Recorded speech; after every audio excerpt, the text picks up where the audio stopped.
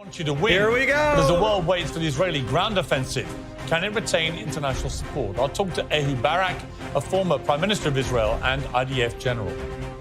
Also tonight, streamer HasanAbi is one of the most influential commentators in the pro-Palestinian movement online. This week he said this about me. I would love to go on a show and call him a baboon in a suit. Well, tonight, he should do just that because he'll be with me.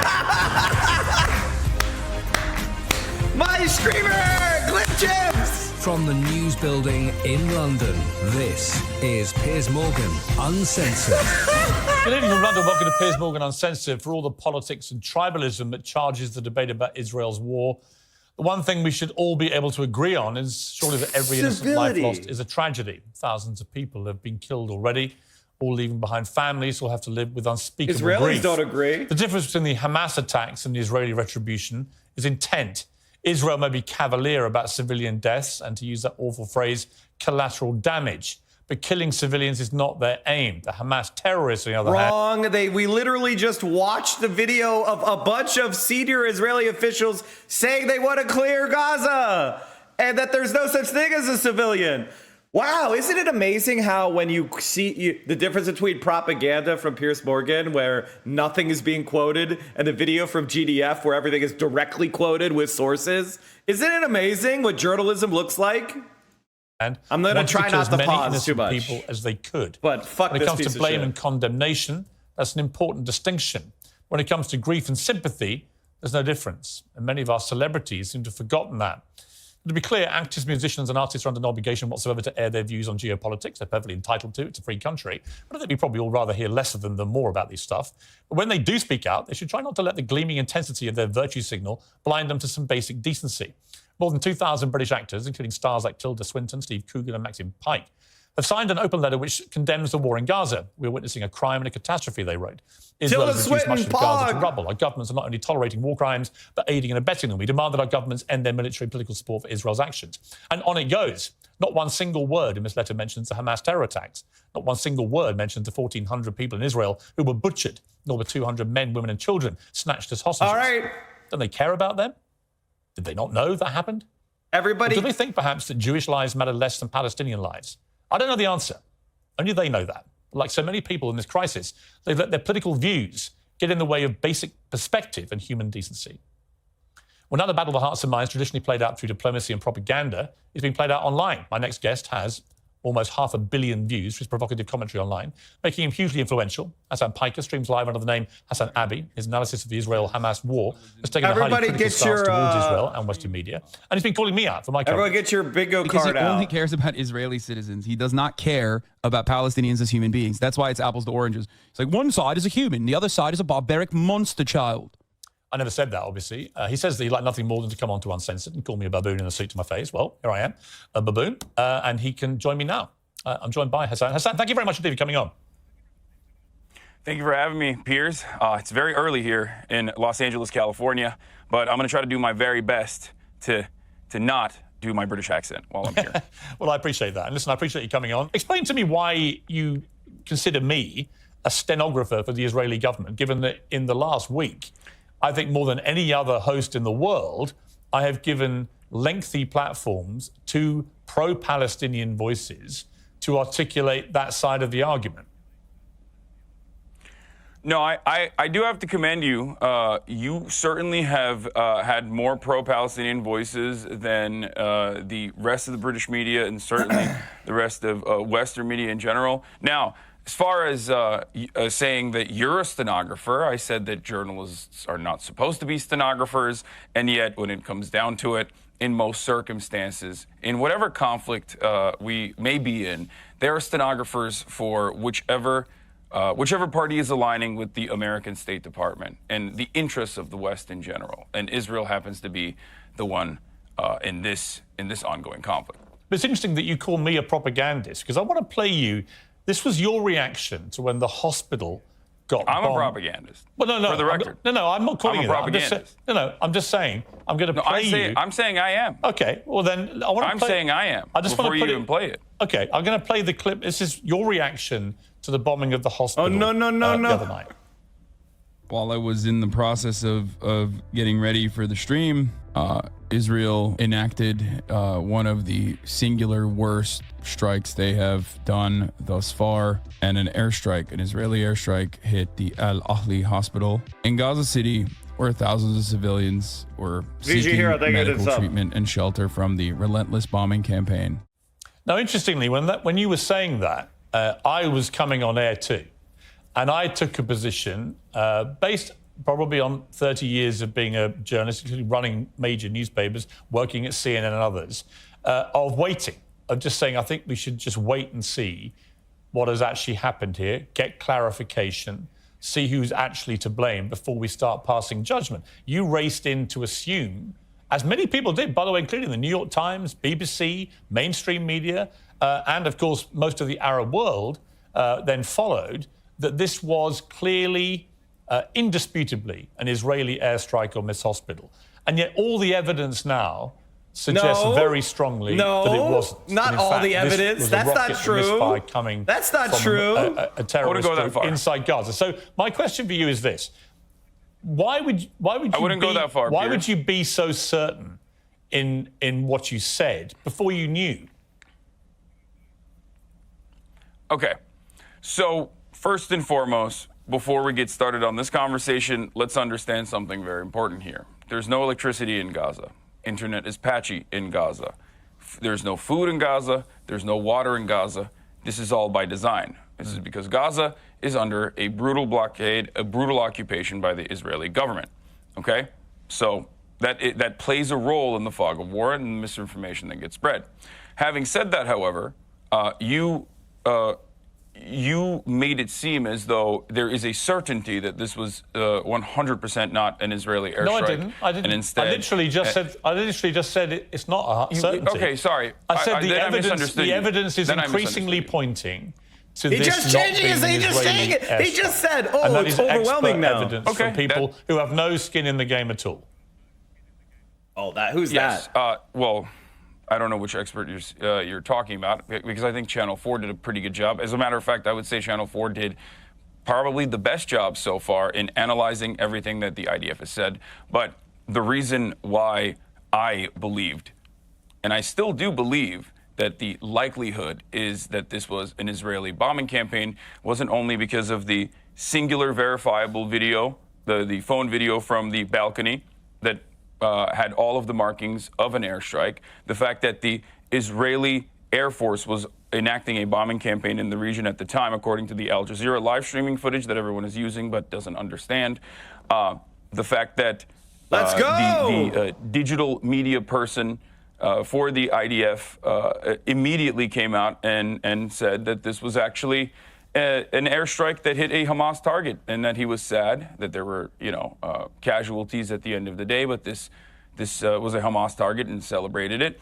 And more importantly, I guess, the fact that this hospital had been bombed by Israel. This hospital had been bombed by Israel on Saturday. 22 hospitals have, as a matter of fact, been bombed by Israel since this last saga in the occupation. And this hospital had been bombed directly by Israel, where the cancer ward was destroyed.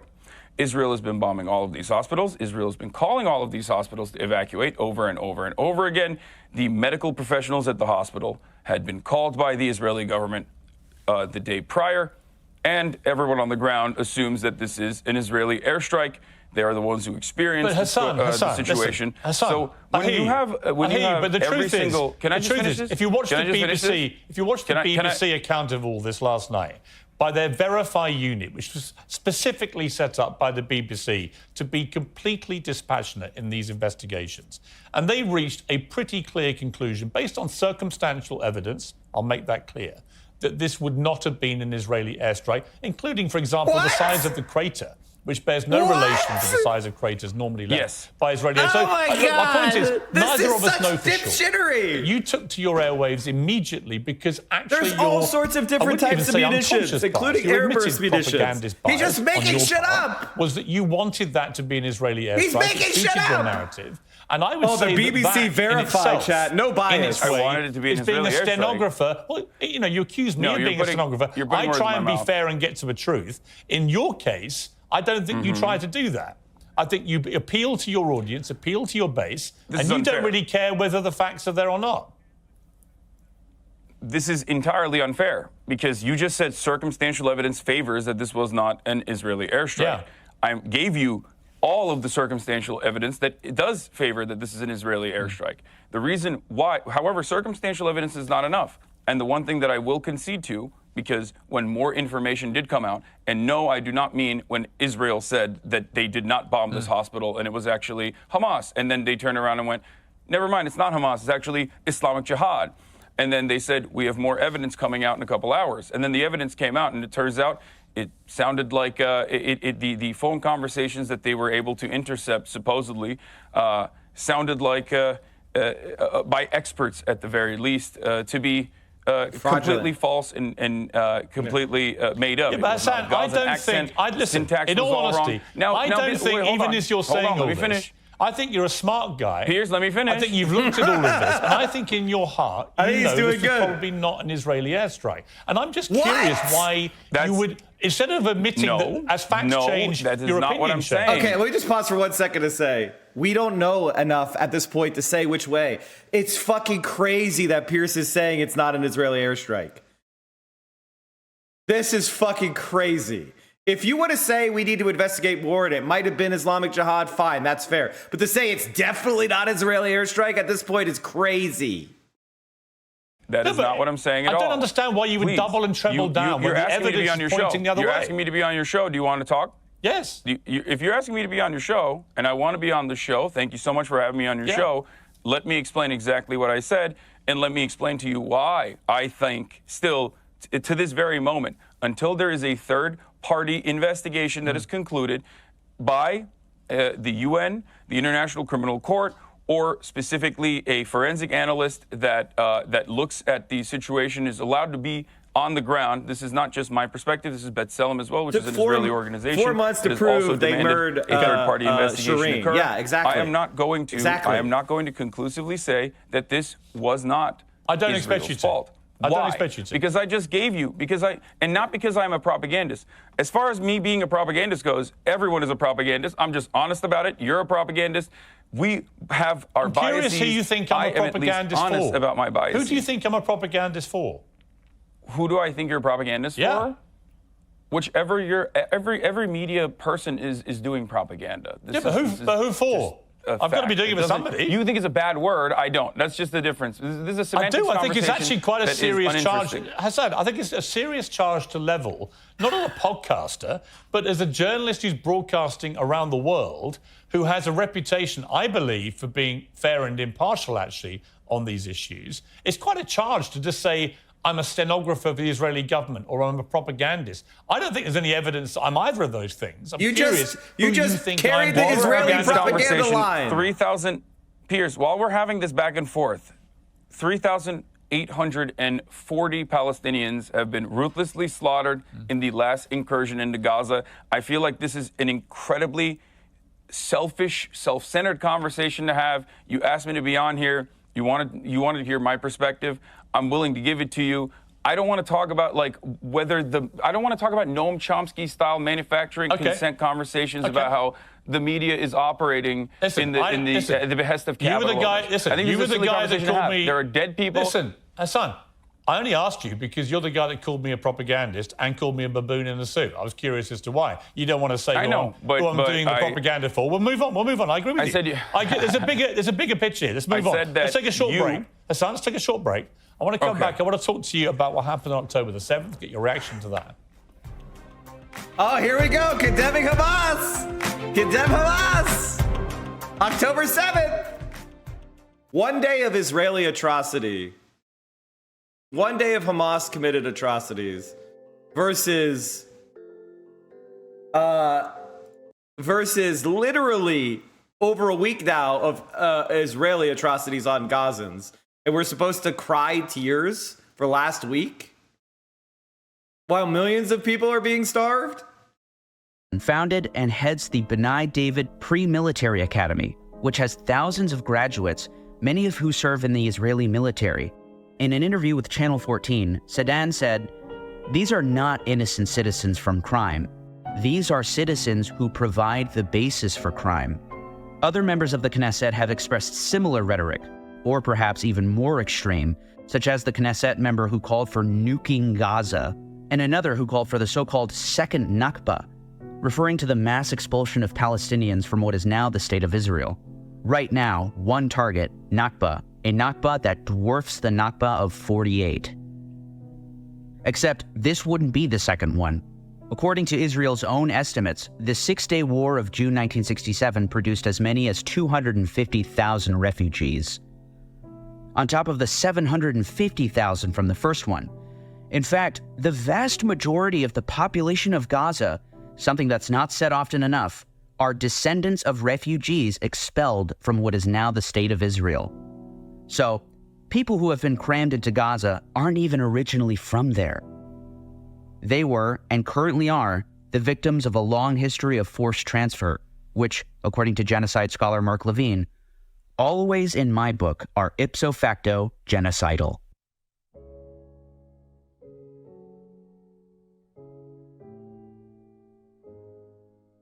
So that's the context of what we're talking about. The reality that you could have some sort of like discussion about Israeli IDF soldiers being killed. And again, I want you to understand, chat, that the primary targets in October 7th were actually IDF fortresses, IDF positions, IDF soldiers. There were a lot of civilians that were killed, many times intentionally by Hamas. But look at Haaretz's own casualty list. Look at Haaretz's own casualty list. Does this look like civilians to you?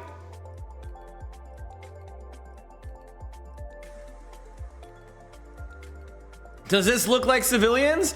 Oh, Colonel Jonathan Steinberg? Look at this. These are all soldiers who got killed in a battle. That's different than bombing a hospital. Listen, civilian master sergeant, okay? Welcome back. Hassan Piker is still with me. Hassan, I want to just play you a clip of something that you said about the October 7th terror attacks, and in particular, the attack at the music festival, which killed 260 people. Look at this guy. You know what shouldn't happen? Killing 260 people at a music festival. No, you're right, man. That just happened on its own because, like, bad guys wanted to do bad things. You're right. Dude, if they subjugated you to a open-air prison your whole life, you're going to break out eventually when you realize that there's no other way to get out of it. I mean, it sounds to me there, Hassan, that you are in some way saying they had it coming. Were you? No, I wouldn't say that they had it coming. I think that Michael Brooks used to say, analysis is not justification. And while obviously civilian casualties and horrific barbaric acts that were committed on October 7 are completely unacceptable, the important thing to make sure that it never happens again is to analyze what are the conditions as to how it happened to begin with. And I think Ehud Barak is going to be on in a little bit as well, or maybe he's on before me. Yeah. And I'm almost certain that while he has held the keys to the conversation and held the levers of the power in this conversation in many key and critical points, I would go so far as to say that he is among many others who also recognize that the Bibi Netanyahu administration is responsible. This is not just my assessment. This is 85% of the Israeli population's assessment at the time.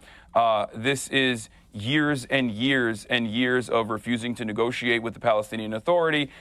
Don't take my word for it. Take Bibi Netanyahu's personal word for it. In 2019, in a closed-door conversation with Likud members, he said that if you want to thwart any kind of Palestinian nation state, you must do everything you can to only negotiate with Hamas. We control how high the fire goes. He has given cash to Hamas by way of Qatar.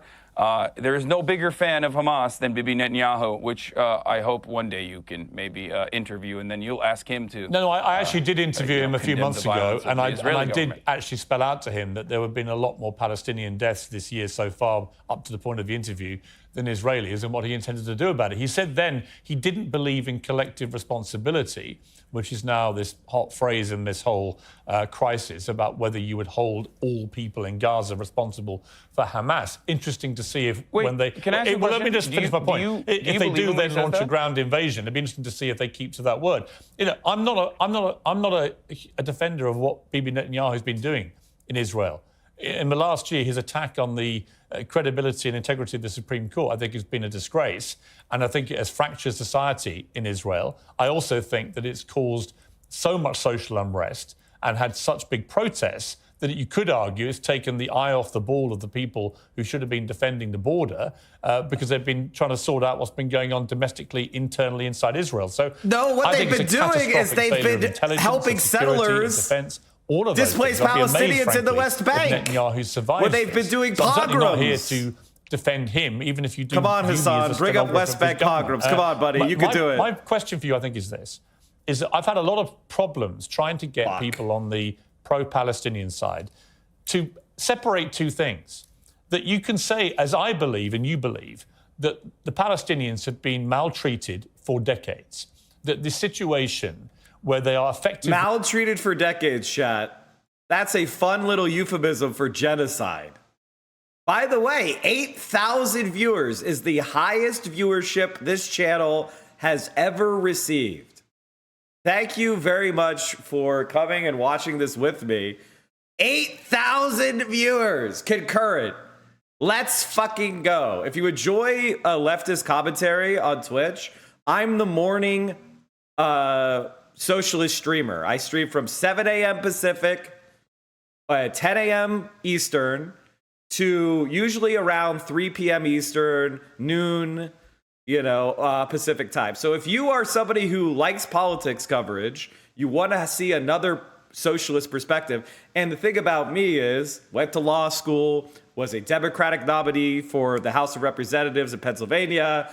I've been involved in politics for almost, what is it now? Over a decade. So I have a unique perspective, especially on politics in Pennsylvania and DSA, that I can help share with you. I've appeared on Hassan's stream, I think it's 8 times now. So if you want another place for your politics coverage in the morning, this is the place. And with somebody who has wherewithal, knowledge, experience, education, I don't think you're going to find a better place in the mornings than right here on the Central Committee stream with your host. That's me, Mike from PA. Hit that follow button if you're not already following. And, big time HasanAbi head. So, and Hassan and I have been close for, as streamers. We've been friendly streamers for going on 4 years. He watched my very first stream. So... if you like that if you want more friendly HasanAbi heads, political streamers on Twitch, come hang out here. All right, done pausing. We'll go back to it. I don't even call it an occupation because Israelis aren't in Gaza. They pulled out in 2005, but they still control the ability of Gaza. This is why I call you a propagandist. I'm just saying the phraseology is confusing to me because the reality is Israel exercises control over people in Gaza. It allows them in and out. It allows them to turn on the tap of water and so on and so on. I get all that. They don't actually live there because they can't live side by side with each other. That's why it's called an open-air prison. Right. I don't disagree. That's why they call it the world's largest open-air prison. Yeah, but Hassan, I don't disagree with you. Bingo board. Check your bingo board. This out for a long time as a journalist. So we don't disagree about the appalling plight of Palestinian people. But the issue comes that if you can't separate that ongoing dispute between Israel and Palestine from the absolutely appalling barbarism of October the 7th, which was on a whole different scale to anything we've seen, where 1,400 people, Holocaust survivors, babies in their cribs, young women taken, tortured, abused, shot, beheaded, it was reported, and so on. If we can't look at that collectively, with a general humanity and agreement that that is an absolute atrocity, then there's something wrong with this. And I find that the tribalism on both sides is now so toxic and so frenzied that you get people who literally can't. We've had a bunch of actors, right, signing this statement saying they want a ceasefire in Gaza and calling Israel war criminals and so on. But they don't say a word about the Hamas attacks that precipitated this. And I find that really hard, right? really hard to accept. But do you agree with them? If they had said, for example, that October 7 attacks were brutal and massacres occurred, and then they said everything else, that Israel is committing war crimes, would you agree with them? Okay, here's what I would honestly say about that. Is Israel not allowed to defend itself from the worst terror attack we've seen since 9/11? Is it not allowed to defend itself just odd. after You said you're not a 1,400 people in Israel propagandist. are butchered in that way? And the question then, if you assume that they are able to defend themselves, as any Piers, free that is democratic the, country, that is the then the Israeli question State becomes, Department line. Hassan, That is the IDF's line. That is the line that everyone Hassan, let me ask channeled. you this. It then becomes a question of how can they defend themselves? If their mission now is to get rid of Hamas, a terror organization that's committed one of the worst acts of terror I've ever seen, if that is their stated aim, then what they are doing is consistent with that, isn't it? No. No. Here's why this is actually an abject failure, and this is not just my perspective on the matter. I'm just a dumb idiot with a Twitch stream who is live reacting to the news and trying to make sense of everything as it's ongoing. I usually have a policy of not covering breaking news, and sometimes that policy is violated. But ultimately, I am not held up by the same journalistic standards, even though I think I do a much better job than most other news outlets in general. So let me just say this really quickly. You said Israel has a right to defend itself. Absolutely zero people think that this is a ridiculous statement. However, how Israel is defending itself is collective punishment.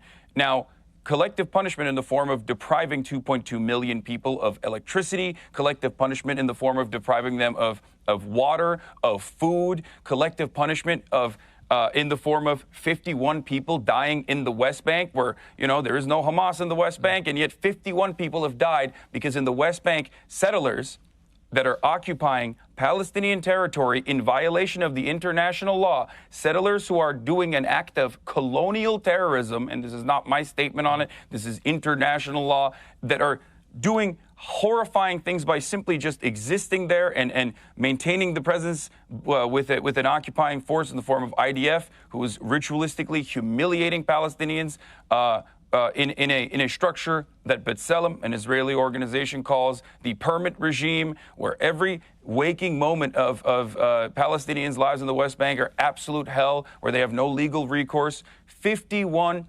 Palestinians have died, and that was before the Ramallah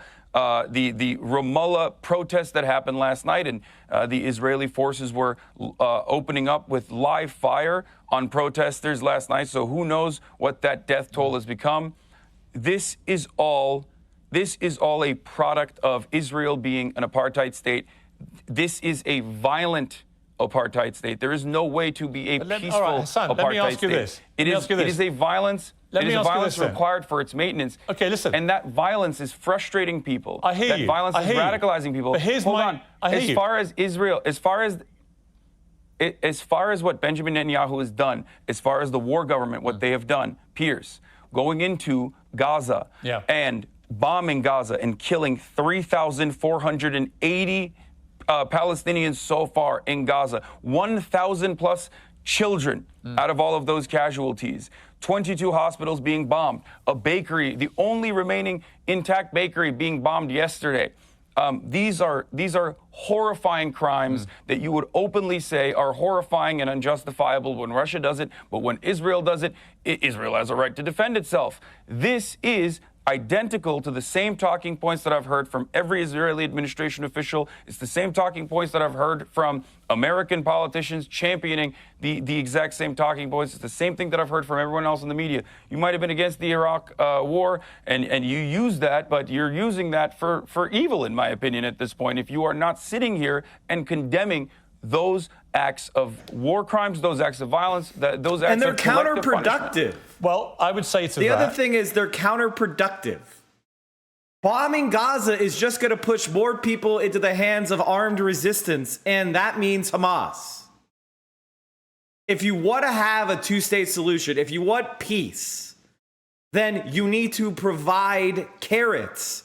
And Netanyahu's strategy has basically been support Hamas in Gaza, to divide Palestinians, divide them from the Palestinians of the West Bank, promote settlers' expansion, which is a war crime and a crime against humanity, prevent the flourishing of Palestinians in the West Bank, provide them with no legitimate diplomatic route to recognition or statehood, and try over time to steal more and more Palestinian land until there are so many Israeli settlers in the West Bank that the annexation of the West Bank is a fait accompli. And right now, what the Palestinian territories represent is what Bantustans were in South Africa. Basically regions that are administered and controlled by the apartheid government, where the indigenous population lives, for which they have no self-determination and no rights, and that merely exist as an exploitable labor force or an inconvenient population to be disrupted, controlled, and restricted. If you believe in peace, if you don't want to see Israelis die in terrorist attacks, then you have to provide Palestinians with dignity and with a state of their own. It's officially the policy of the United States and Great Britain and much of the European Union to have a two-state solution. Well, there's been no meaningful negotiations for over a decade on that front. How long are Palestinians supposed to exist while under a blockade in Gaza? With economic deprivation, with loss of life. Of course, eventually, they're going to resist. And right now, because of the efforts of the United States and because of the efforts of Netanyahu, the number one source of resistance to Israeli power is Hamas. That is the only way. So give me a fucking break with, oh, they have the right to defend themselves from the enemy they created.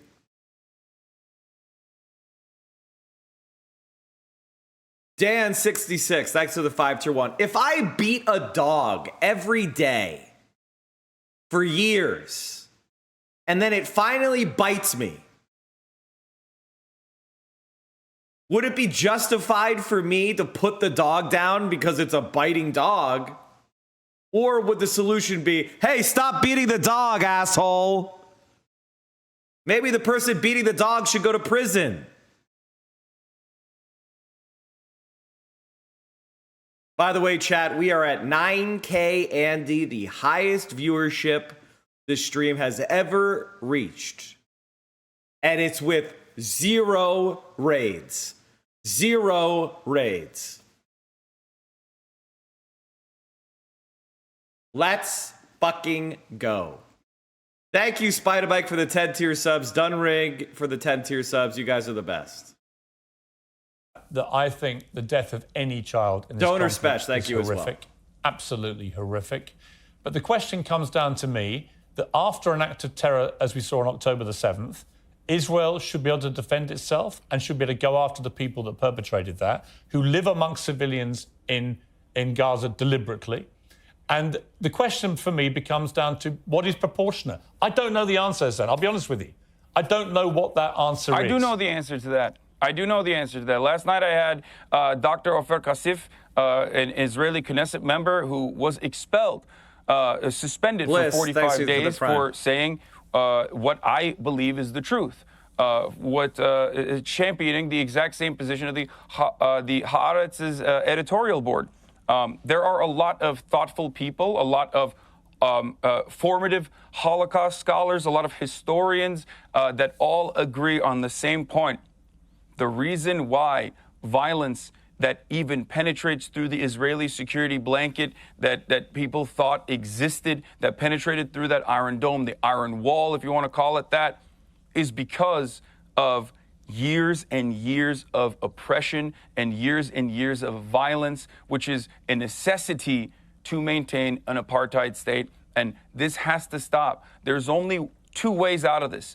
Either you engage in full-blown ethnic cleansing, and if you listen to the likes of Smotrich, or if you listen to the likes of Itamar Ben-Gvir and these very unfavorable, unpopular, far-right figures, if you listen to Netanyahu and his Likud government, they say that they are interested in going in that direction, the ethnic cleansing direction, the ethnic displacement direction, or the only way out of this for a real solution is to move towards peace, to genuinely end the blockade, to end the apartheid, to end the occupation, and create a pathway towards citizenship for all people with a right to return, for all 14 million Palestinians, 5 million of which live under Israeli occupation. It's brutal.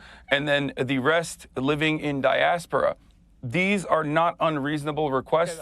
These are requests that understand the dignity and the humanity of one side and does not simply treat them as their colonial subjects. Hassan, and it's the only way to create permanent security and prosperity in the region. If it was as simple as that, I'm sure that would have happened already. I would say this. I agree with a lot of what you've just said. Not all of it, a lot of it.